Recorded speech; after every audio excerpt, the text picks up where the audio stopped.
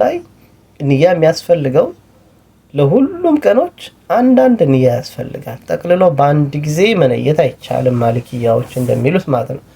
ምንም እንኳን መረጃቸው ደካማ ቢሆንም ነገር ግን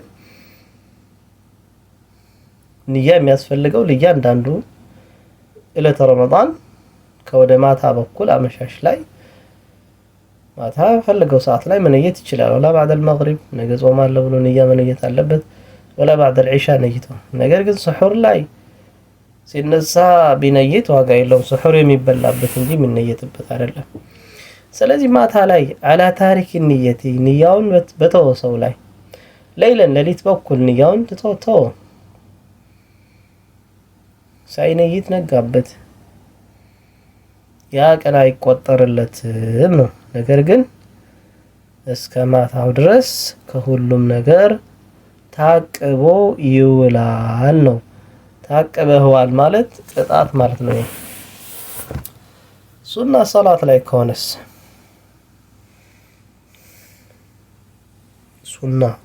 ሱና ጾም ላይ ከሆነስ ፊል ፈርድ ብለዋል። ሱና ጾም ላይ ከሆነ ምንም ችግር የለው። ነብያችን ሰለላሁ ዐለይሂ ወሰለም ንያቸውን ሲያደርጉት የነበረ ቀን ላይ ነው። ጠዋት ላይ ልክ መስጂድ በኋላ መጥተው ያ አይሻ ቤት የሚበላ ነገር አለ ወይ ይሏታል። የለም ያ ረሱላህ ሲሏቸው እንግዳውስ ጾምን ነይቻለሁ ብሎ ረፋል ላይ ይነይቱ ነበር። ብቻ ግን ያ ንያ መሆን ያለበት መቼ ነው ተብሏል? ፀሐይ ከዘዋል በፊት ነው መሆን ያለበት። ከዘዋል በኋላ ግን ለሱና ጾም መጾም አይቻልም ተብሏል። መነየት አይቻልም። ከዘዋል በሁሉም ነገር ንያውም ከዘዋል በፊት ነው። እንደገና ደግሞ ከመነየት በፊት ያልተበላ መሆን አለበት። በልተን ከሆነ ግን አያስኬድም። ያልተበላ መሆን አለበት። ይሄ ነው። እሺ والثالث ሶስተኛው على من تسحر سحور ለበያዘ ሰው ላይ سحور ያዘ ግለሰቡ سحور በላ ظانا ያው መስሎት ስለመሰለው بقاء الليل ሌሊቱ ገና ነው አይ አልደረሰም አልነቃም ስለዚህ سحور መብያ ሰዓት አለ ብሎ በተመገበ ሰው ላይ ከዛም ፈባነ ግልጽ ሆነለት መጨረሻ ላይ ኺላፉ ነገርየው የሱ ተቃራኒ ሆኖ ግልጽ ሆነለት። እንደዛ አይደለም ለካ እሱ እንዳሰበው አይደለም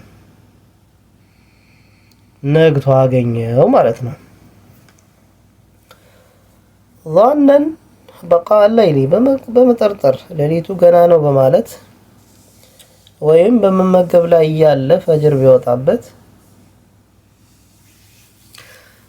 ከዚህ የተነሳ ይህ ቀን አይቆጠርለትም ነው። ቀኑ ሙሉ መቆጠብ አለበት ነው። ይሄ ነው ቀውሉ ራጂሁ ይዛን ደፊው ንግሬ ነው። አው እየበላ ምን መሰለው ቀኑ ያለ ገና ሌሊቱ መሰለው ጠረጠረ። ስለዚህ ወይም ደግሞ እየተመገበ እየጎረሰ ባለበት ላይ ሙአዚን አዘነ። ሙአዚን በሚያዝንበት ጊዜ خلاص በቃ ያኔ አልቆለታል። ያንን ቀን መመገብ አለበት። ወይም ደግሞ ሙአዚኑ ካዘነ በኋላ በላ ገና ሙአዚኑ ገና ነው እያለ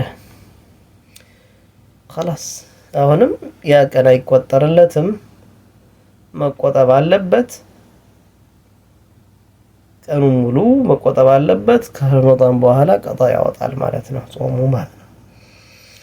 አራተኛው ወራቢዑ አራተኛው على من افطر ባፈጠረ ሰው ላይ ظانا ብሎ በመገመት الغروب ፀሐይ ገብታለች ብሎ አፈጠረ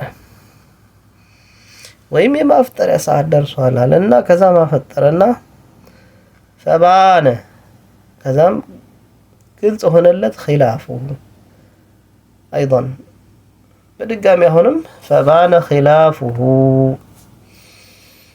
ሲያይ ካፈጠረ በኋላ ግን ሲያይ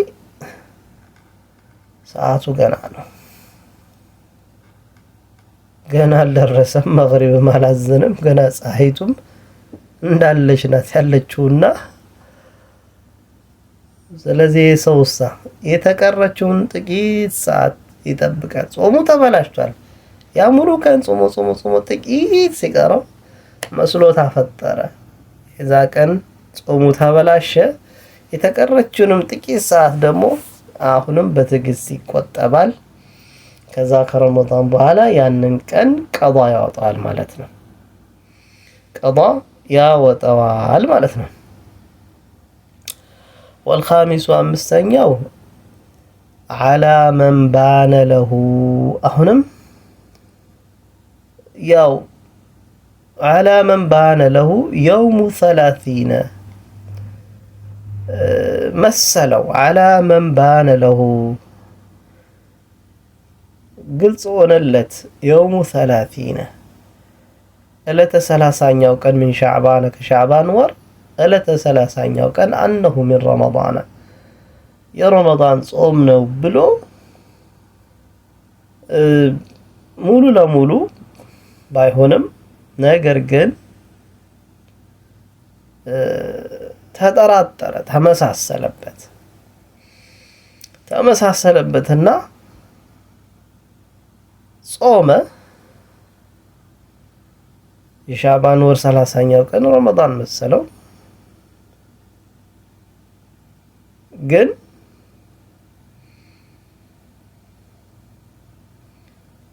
በጥርጣሬ ላይ ስለነበረ ያው አልጾመውም፣ እርግጠኛ አልነበረም። ከዛም ሰዎች ጾሙት፣ እሱ አልጾመም። በዚህ ጊዜ የተቀረውን ቀን መቆጠብ አለበት። ከዚያም ቀዷ ይወጅብበታል ነው። ወይም ደግሞ على من بان له ግልጽ ሆነለት يوم 30ኛው ቀን من شعبان ወር أنه من رمضان የረመዳን ወር ነው፣ ግልጽ ሆኖለታል።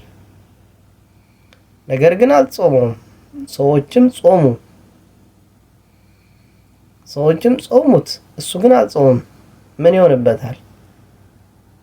ስለዚህ ቀኑን ተቆጠብ ይባላል። ቀዷ ማውጣ ይባላል ማለት ነው። በዚህ መልኩ ይሄዳል ማለት ነው። ሁክም መቆጠብ ይወጅብበታል፣ ቀዷም ይወጅብበታል። ባነ ማለት እዚህ ጋር እንግዲህ ቃሉ አሻሚ ስለሆነ ነው። ግልጽ ሆኖለት ሲያበቃ ጾም ግዴታ እየሆነበት አልጾመም። ሰዎች ጾሙት።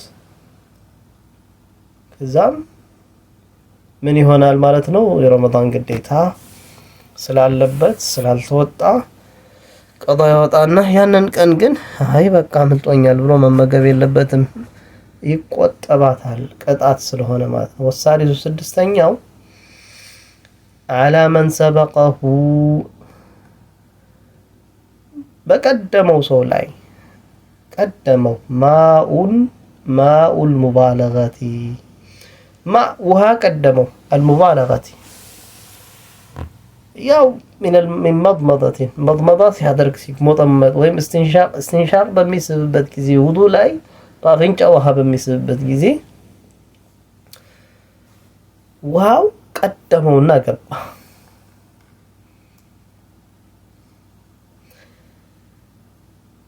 ሳያስበው ማለት ነው። በዛ ጊዜ በጣም በሚስብበት ጊዜ ጎተታውና ወደ ውስጥ ገባበት። ስለዚህ ምን መሆን አለበት? ሁክሙ አፈጠረ ይባላል።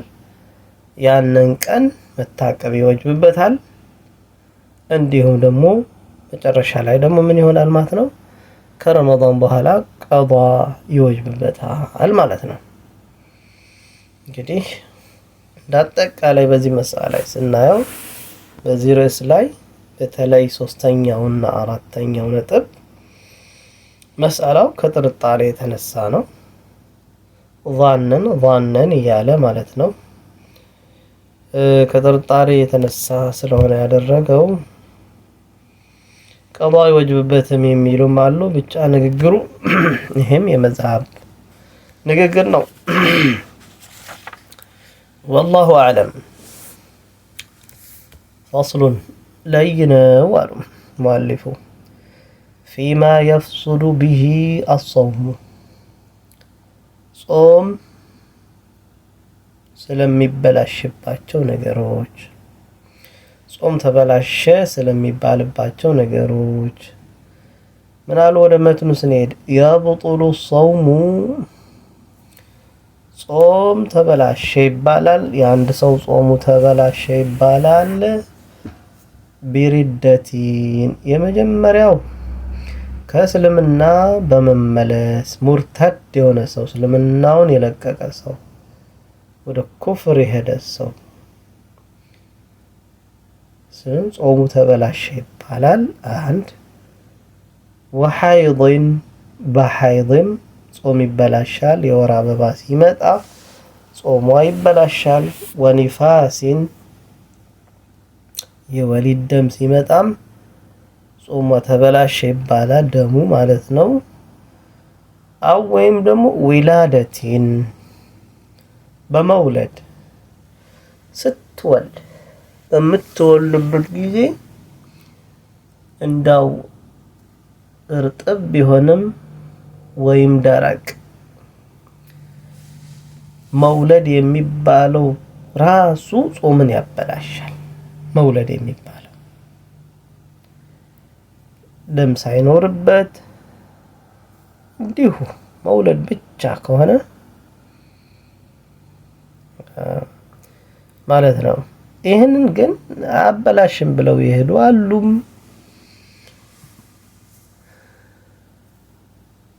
والله أعلم። እሺ ሌላው ጾም የሚበላሽበት ወጁኑኒን በእብደት እብደት ሰውየው እኩለ ቀን ላይ ጤነኛ ነበረ። ከእኩለ ቀን በኋላ ግን አበደ። ያው ጾሙ ተበላሽ፣ በእብደት የተነሳ ጾሙ ተበላሽ ይባላል። ያ እብደቱ ደግሞ ወለው ለሕظቲን ለጥቂት ሰዓት ቢሆንም እንኳን ጾሙ እብደቱ ማለት ነው። እብደቱ ቅጽበት ቢሆንም እንኳን ቅጽበት ሰው ከኖርማልነቱ ወጣና አበደ ብለው ሰዎች ሊመሰክሩለት የሚችሉ ግን ከቅጽበት ለቅጽበት ያክል ከሆነ ጾሙ ይበላሻል። ከቅጽበት በኋላ ወደ ኖርማል መጣ፣ ወደ ኖርማልነት ጾሙ ተበላሸ ነው። ሌላኛው ወቢኢግማኢን በሚጥል በሽታ ደግሞ የወደቀ ሰው ቢሆንም ጾሙ ይበላሻል ነው። ይሄ ግን ያው ኢግማእ የሚባለው ጥቂት ጊዜም ቢሆንም ከተገኘ ጾም ይበላሻል ነው። ቀኑን ሙሉ መሆን አይጠበቅበትም ይላሉ። ምክንያቱም ያው መጣል የሚባለው የበሽታ አይነት ይሄ በጣም ጠንካራ የሆነ ፕሮቴክት ማድረግ ዲፌንድ ማድረግ መከላከል የማይቻል አይነት ነገር ነው። ስለዚህ ቅጽበት እንኳን ቢሆንም ጾመኛ ሆኖ ይሄ ነገር የመጣባት ሴት ጾሟ ይበላሻል። ወሱክሪን በስካር በመስከር ቀኑ ላይ ጾመኛ ነበር፣ ከዛም ሰከረ፣ አጥቶ ሰከረ፣ ጾሙ ይበላሻል። ስካሩ ምን አይነት ነው? ተዓዳ ቢሂ ድንበር ያለፈ ስካር ቢሰክር ይላሉ። ይህ ማለት አስካሪ መሆኑን እያወቀ የጠጣ እንደሆነ ይላሉ። አስካሪ መሆኑን እያወቀ የጠጣ እንደሆነ ተዓዲ ይባላል። በድንበር አላፈ። አስካሪ መሆኑን እያወቀ ጠጣው፣ ይሄ ከድንበር ማለፍ ስለሆነ አሁንም ቢሆን ጾሙ ይበላሻል። ግን ጥያቄ ይመጣል፣ ድንበር አለፈ የማይባለውስ ምን አይነት ነው? የሚገርም ነው። ድንበር አለፈ የማይባል አለ እንዴ በስካር ላይ? እስቲ እንየው። ለምሳሌ አሉ ውሃ መስሎት ቢጠጣው ጾሙ አይበላሽም ነው ይላል። እሺ ውሃ መስሎት ጠጣውና ሰከረ፣ እንዴት ነው ጾሙ የማይበላሸው? ወይ መዝሀብ ወይ የመዝሀብ ነገር። ውሃ መስሎት ጥርግም አድርጎ ጠጣው፣ ከዛስ ሰከረ። ሰክሮ ጾም የለም፣ ሰከረ፣ አቅሉን ሳተ። ታዲያ እንዴት ነው አይበላሽም የሚባለው? ይበላሻል እንጂ በደንብ ነው። አጀብ አጀብ አጀብ። እሺ መዝሀብ ብዙ ነገር ይናገራሉ። ወሱክርን ተዓዳ ቢሂ አሉና ኢንዓማ ያ ስካሩ ግን ጀሚዕ ነሃሪ ስካሩ ቀኑ ሙሉ ያዳረሰ ስካር ከሆነ ነው ሸርጡ ብለው ያስቀምጣሉ። የተወሰኑ ደቂቃዎች ከሆነ ግን ጾሙ አይበላሽም ነው አባባላቸው። እሺ መዝሀብ ጉዳይ ይሄ ነው። ሰውየው አቅሉን ከሳተ ለምሳሌ ጅኑን እብደት የሚባለው አቅሉን ስለሳተ ነው። ኢግማ አቅሉን ስለሳተ ነው። ስካርም እኮ አቅሉን ስለሳተ ነው። ጥቂት ሰዓትም ቢሆንም ለውለው ለሕዘትን ያው ብዙም አይደለም። ይሄ ብዙም አይደለም። يحتاج للدليل መረጃ ያስፈልጋል።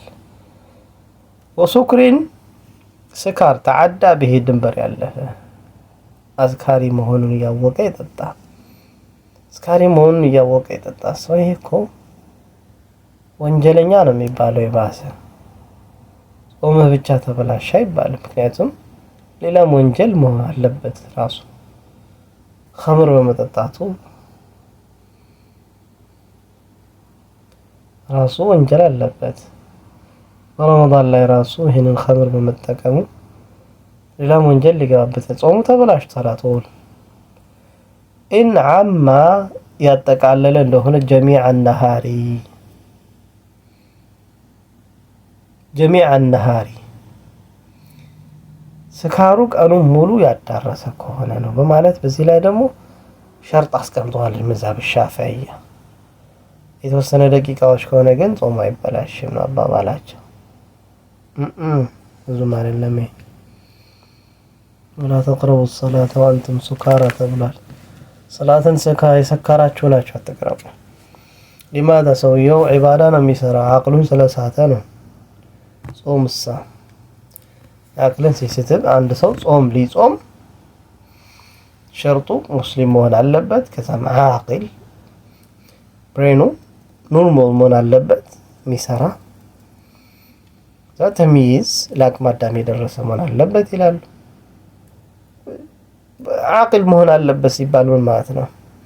ሰብይን ህፃንን ለማስወጣት ነው፣ መጅኑንን ለማስወጣት ነው እዚህ መሰላ ላይ። እንዲሁም ደግሞ ሙግማ አለይሂ የሚጥል በሽታ ያለበት ሰው ለማስወጣት ነው። ሰካራም ራሱ ይወጣል እዚህ ጋር አቅሉን ይስታል። ይሄው ነው ማለት ነው። والله أعلم. هذا وصلى الله وسلم على نبينا محمد وعلى آله وصحبه أجمعين.